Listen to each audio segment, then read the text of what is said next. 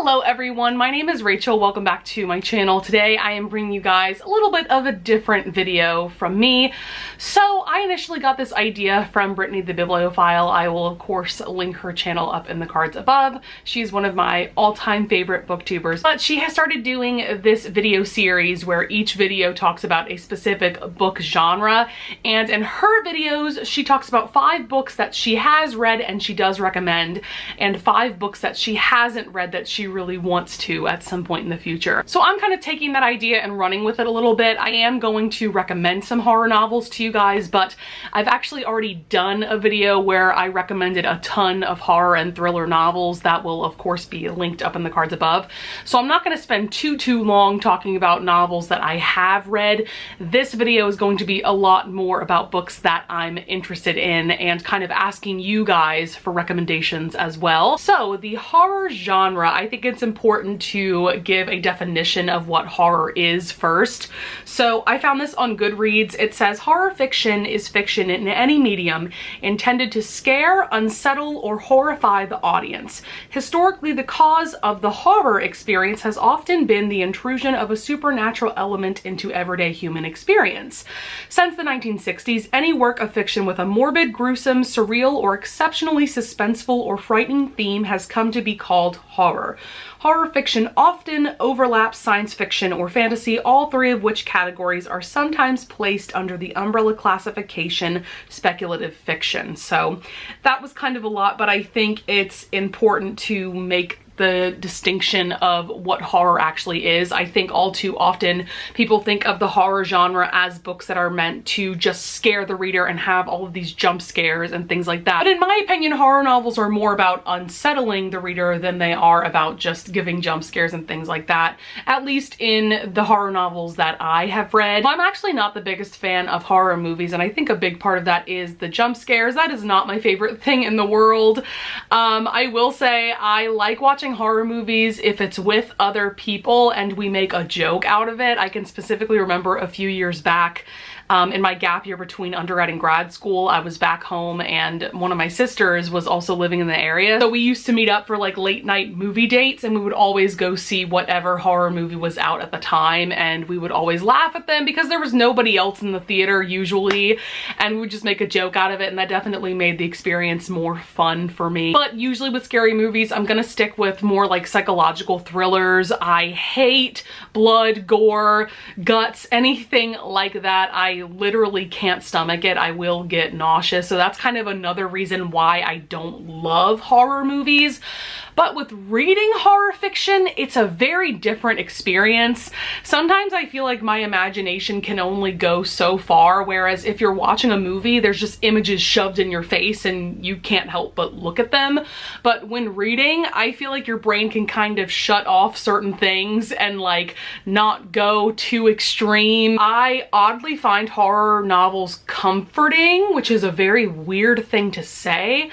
And I think this year in particular, with the dumpster fire that is 2020, I think reading horror novels can make you feel better about your life and about what's going on in the world around you, because you can read a horror novel and be like, okay, things are bad in my life, but they're not that bad, you know? So I think in that way they're oddly comforting. I also like feeling unsettled when I'm reading a book, and I also really enjoy the eerie and creepy atmospheres that horror novels tend to have. So yeah, all that to say, I hope that explains to you guys why I've been getting into this genre so much lately.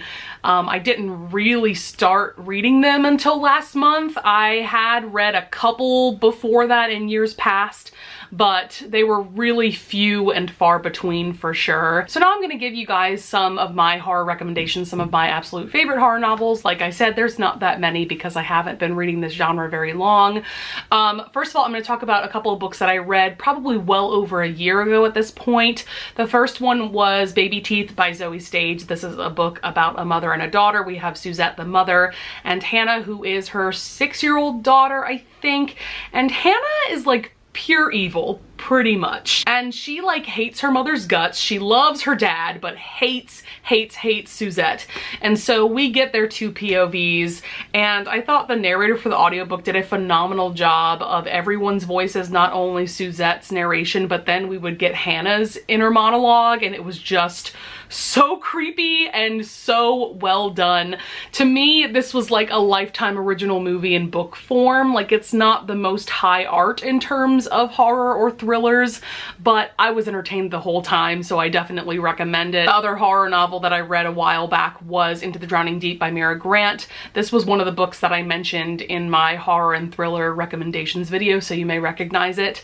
But Mira Grant is actually a pen name that Shauna Maguire uses, and this is an adult horror slash science fiction novel that takes place in the near future. And this book essentially centers around sirens or mermaids. And so a few years before the book starts, there was this voyage, the Itargatis, and they were filming a mockumentary about sirens, but everyone on that boat went missing, and so now they're sending a new voyage to film another mockumentary and to figure out what actually happened to that crew. So I guess it's more of a documentary than a mockumentary.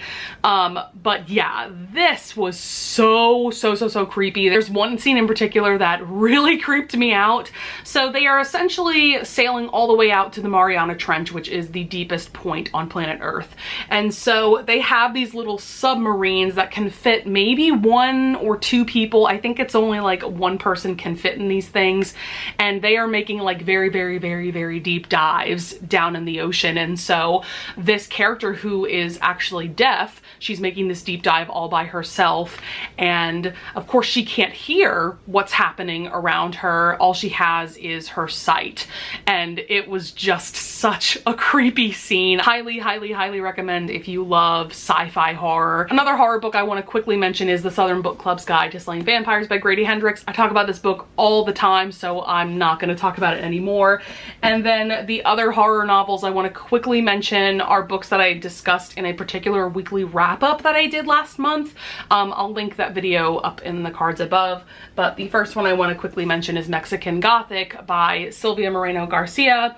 A really great Gothic horror novel that takes place in Mexico in the 1950s. Ugh, love this so much. This is one of those books that just has such a vivid and creepy atmosphere. That's pretty common with Gothic horror and Gothic fiction in general, that the atmosphere that the book takes place in is just very vivid, and it's pretty much a character on its own. And then other horror novels that I've really been enjoying, of course, Bird Box, also the sequel Mallory that came out a few months ago. I read that one this past week and really loved it. I thought it was such a solid sequel.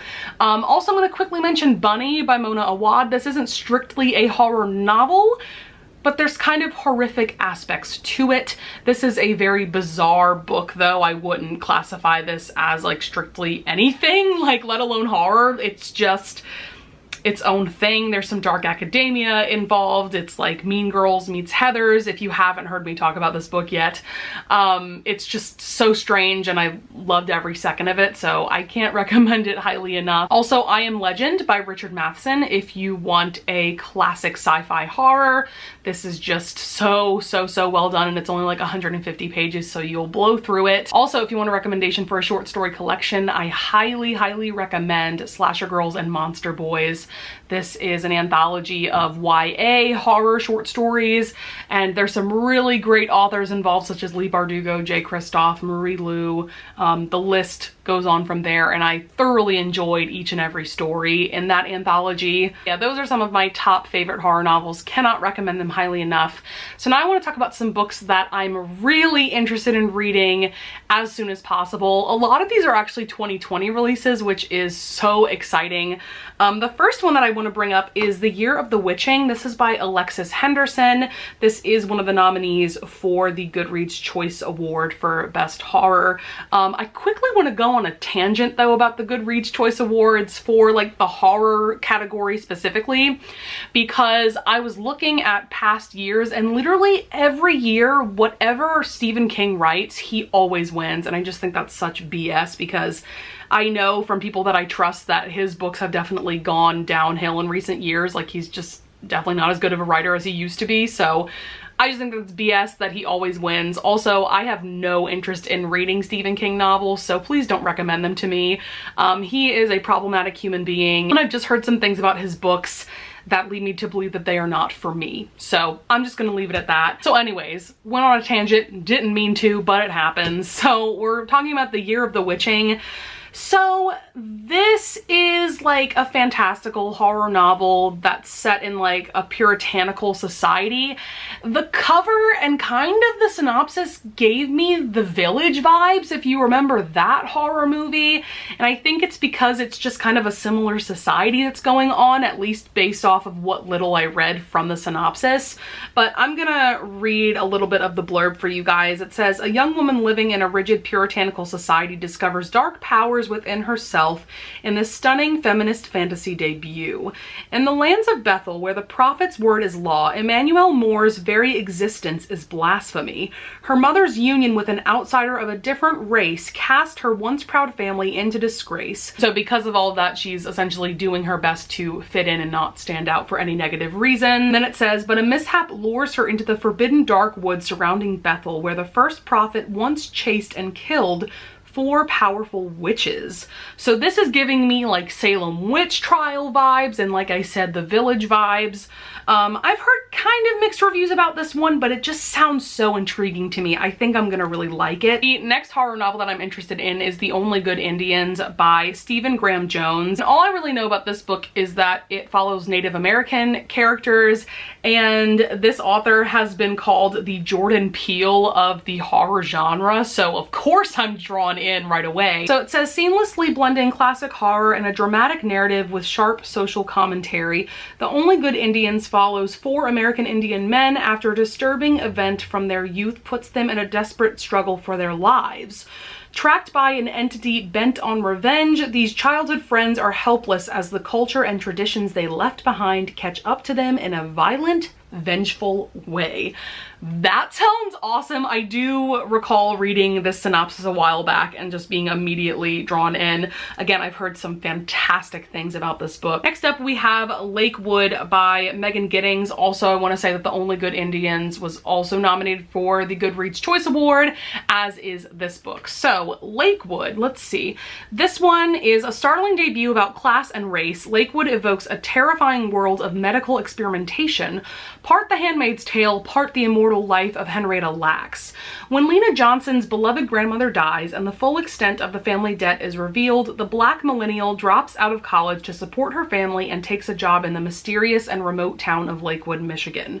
On paper, her new job is too good to be true, high-paying, no out-of-pocket medical expenses, a free place to live. All Lena has to do is participate in a secret program and lie to her friends and family about the research being done in Lakewood. So I don't want to go too far into the synopsis because I tend to spoil myself and others when I do that. But I've heard that this book is definitely more unsettling than it is like straight up like jump scares, like horrifying, anything like that. I mean, a lot of the books that I'm interested are like that, so that's not surprising that I would be attracted to this. Of course, I've heard that there are still horrifying things going on in this book. It's just not going to be the same kind of horror novel as like a slasher book or anything like that. Okay, so next one is another 2020 release. I'm just so excited that so many amazing books have come out this year. So the next one is Plain Bad Heroines by Emily M. Danforth. And what attracted me to this book is that it's advertised as a horror comedy centered around this cursed New England boarding school, and there is a sapphic romance involved, and that just sounds absolutely amazing. So it says, our story begins in 1902 at the Brookhant School for Girls. Flo and Clara, 2 impressionable students, are obsessed with each other and with a daring young writer named Mary McLean, the author of a scandalous best-selling memoir. To show their devotion to Mary, the girls establish their own private club and call it the Plain Bad Heroine Society. Okay, so this is where the synopsis starts to get weird. It says, they meet in secret in a nearby apple orchard, the setting of their wildest happiness and ultimately of their macabre deaths. This is where their bodies are later discovered, with a copy of Mary's book splayed beside them, the victims of a swarm of stinging, angry yellow jackets. And again, there's a lot more to the synopsis. It's quite a lengthy synopsis, but I do not want to spoil anything about this one. This sounds like it's going to be really unique and kind of a fun time, but it's also going to have some horror elements as well. So I'm really, really looking forward to this one. And once again, this was also nominated for the Goodreads Choice Award for 2020. So next I want to talk about about the first book in what looks like a novella series. This is The Murders of Molly Southbourne by Tade Thompson or Tade Thompson. I'm not really sure how to pronounce that name. But this was a book that was mentioned by Kayla from Books and Lala, one of my favorite booktubers. Of course, she will be linked up in the cards above. And she really enjoyed this novella. It's essentially about this girl, Molly, and anytime she bleeds, another Molly is born, identical to her in every way and intent on her destruction. Molly knows every way to kill herself, but she also knows that as long as she survives, she'll be hunted. That sounds so intriguing. And I think there's like a second book in this. I mean, we'll just have to see if I want to continue on with this series or not, but that synopsis sounds so cool. And then because I don't want this video to be too long, I'm just going to mention one more book. That's Kill Creek by Scott Thomas. So from what I understand, all of these horror authors gather in this random house in Kansas, and then I think bad things start happening. It says, but what begins as a simple publicity stunt will become a fight for survival. The entity they have awakened will follow them, torment them, threatening to make them a part of the bloody legacy of Kill Creek. So that sounds really interesting. I do think that this is going to be more of a slasher novel than the other books that I've mentioned in this video, but it sounds really cool. I love the overall premise. So yeah, I think that's going to be it for this video. I could talk for hours about horror novels that I'm interested in, but I do not need this video to be longer than it already is. So definitely leave your recommendations down in the comments below. Like I said, I'm not really interested in Stephen King, but any other recommendations you have, I would really appreciate. I would also love it if you would leave a like and subscribe, and I thank you in advance if you do. And with that being said, I'll see you guys in the next video. Bye!